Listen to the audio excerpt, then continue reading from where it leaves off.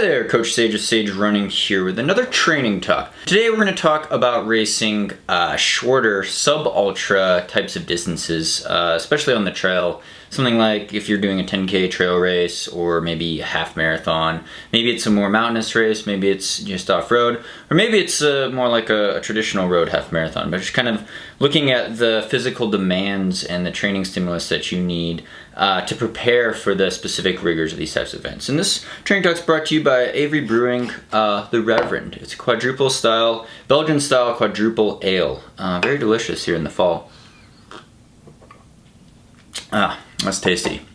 So to start off, looking at, mountain ultra trail running, it's a very broad spectrum of races. You could be doing a vertical K up a mountainside, you could be power hiking, you could be running 100 miles through trails or on a track or on a road. You could be doing a sky running type of event with lots of vertical displacement, 50K, 50 miles, 100K, you name it. But in this realm of shorter trail mountain running, we'll say it's under 26.2 miles.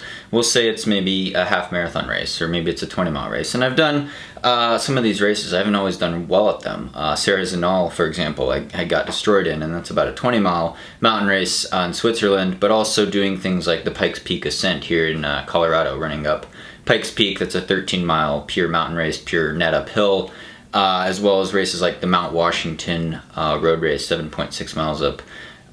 One of the highest point in the Northeast on Mount Washington in New Hampshire, as well as doing a half marathon this past weekend out in Oregon, kind of on a whim. The Hell of the Northwest, I believe it was called, about 2,000 feet of gain. So I've done a variety of these types of events, and looking at the physical demands of them, you're not limited like you are in ultras as much with terrible things that could go really, really wrong. In the longer ultras, you're fighting things like glycogen depletion. You're fighting things like extreme dehydration, muscle failure. And you could get these at shorter distances, but it's less likely to go really, really bad unless the weather's pretty harsh. That being said, you still have some unique challenges because you have to run at a higher intensity. And so if we look at it in terms of like our pace intensity spectrum chart on sagerunning.com, you can download that for free, by the way. You see that 10K and half marathon races really have more in common than a half marathon and a marathon does. Even though half marathon, you're doubling the distance, basically more than double the distance of a 10K. But in terms of how it stresses the aerobic system, you're looking at something right around lactate threshold type of effort for about an hour. Now, if you're on a trail, it probably could easily take 2, 3, even 3.5 or 4 hours, depending on the mountain race you're doing, especially those 15, 20-mile races. They could take a lot longer. So you do run into things like glycogen depletion, but unlike ultras, glycogen depletion is not the limiting, or it shouldn't be as much the main limiting factor. You could run pretty much at your lactate threshold, 85% maximum heart rate, pretty hard running, pretty painful running for a good hour on end, hour and a half. And even with a lot of our road marathoners that we train, they will take one gel maybe in the course of a 13.1 mile road marathon race, especially if they're getting close to the 2-hour mark.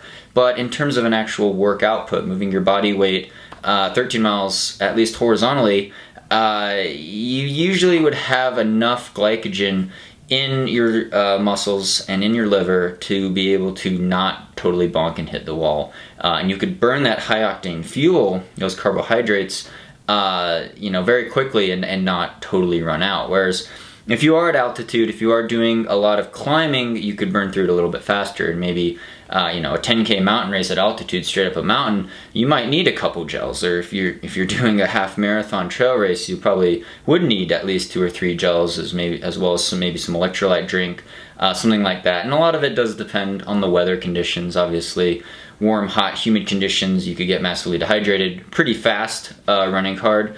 But in cooler conditions, that might not be the case, and there's some individual variation there. But looking at it in that race day nutrition perspective, there's not as much of an emphasis. Maybe you could get by on carrying a handheld, and maybe they'll have a couple aid stations a lot of times in half marathon trail races or mountain races, and you can just fill up at those real quick. But you don't have to carry maybe a giant pack. So, that's what I do. And you can tuck a couple gels in that pocket or in your shorts pocket, things like that. So high intensity running, you can't lollygag as much though in these shorter races, because you can run at a relatively higher intensity.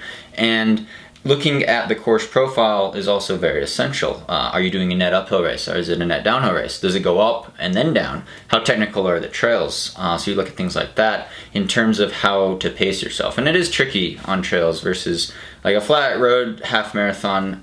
You could pretty much do even splits, and that's usually what we would suggest for the most part.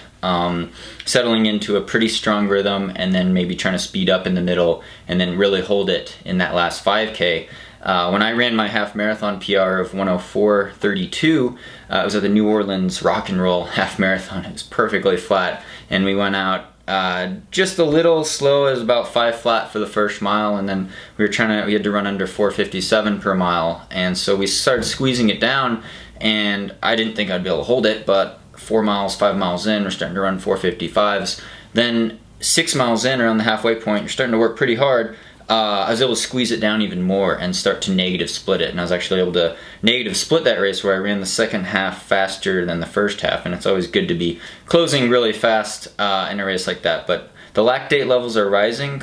Your effort has to increase, even though you're just holding the same pace. And your heart rate will probably drift slightly upwards as well until that finishing sprint. So that's in a flat half marathon race. Now, if it's a trail race, 10K half marathon, 15 miles, you have to take the hills into account. And early downhills early on, if you take those too fast, just like in the longer ultra marathon races, you can get a lot of quad damage. And if you're not well prepared, if you're not well trained by doing some climbing, by doing things like hill repeats, Sandy and I do a lot of shorter hill repeats. You could see it on my Strava now, 2 minutes, 3 minutes, 4 minute, even 5 minute hill repeat efforts at a pretty high intensity, but also continuous all uphill tempo run types of efforts in the 20 to 40 minute range.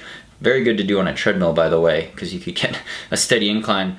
If you're not used to slogging out that kind of vertical and getting your legs used to really climbing hard and climbing for a prolonged time, then you could suffer from some pretty debilitating muscle cramps, even if your electrolyte balance isn't off. So a lot of people, they'll complain about getting like a muscle cramp or their legs are really weak or their quads blow out or something like that. It happens to me a lot. It happened to me at Sarazenol, actually. And it wasn't because I wasn't taking in gels and I wasn't taking in sodium and potassium and electrolyte fluid. I was well hydrated. You're doing something that your leg muscles aren't prepared to do, and it's pretty extreme. So what happens is they essentially kind of protest and want to basically shut down. Now, cramping could be caused by electrolyte imbalance, and when you get really dehydrated or you've been running for a really long time, that could be the case, but this is more of an acute type of muscle cramp or sheer muscle failure is what I call it. That could happen if you're if you're pushing yourself really hard up and down hills, even in these so much shorter races, that is a serious problem. And so you do have to still pace yourself. If it's screaming downhill at the start of a half marathon and you've got more downhills later on in the race, you probably want to take it pretty easy on that first downhill. Later on in the race, if it's the last downhill and you've got a couple miles left, have at it. You should take advantage of that downhill and really try to fly if you have legs. So it is about looking at the course elevation profile and training for it by doing things like hill repeat workouts, which Sandy and I will probably do another training talk to detail in the future. But doing that, still having these races are still distance events, and so they're very strength oriented, and so it always pays to have lots of easy, slow paced and higher mileage training under your belt.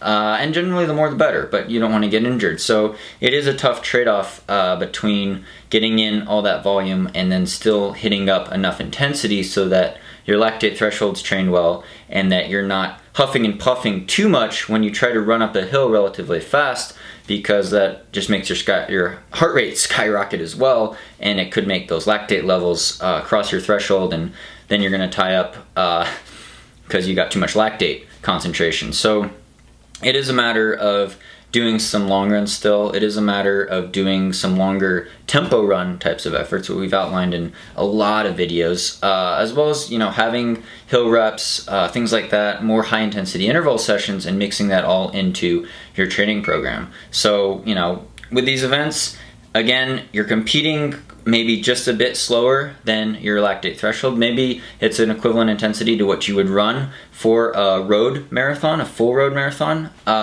Which say if, you know, you do a full road marathon in 3.5 hours, maybe if you're doing a 15-mile trail run race, it might take you 3.5 hours. So you are operating by this duration, and so you sometimes do have to take gels or whatever fuel you're taking and hydrate accordingly. And then also with the vertical displacement, you have to take that into account with the work output. So that comes down to pacing, that comes down to training for hills, as well as, you know, learning about how technical the trails are and what kind of environment you could get in. But thanks so much for all your support. Thanks so much for all the Patreon supporters. Really appreciate all the support with the podcast. Again, it is on iTunes as well as on our website, sagerunning.com. Thanks so much again, and stay tuned for more via 2Max Productions.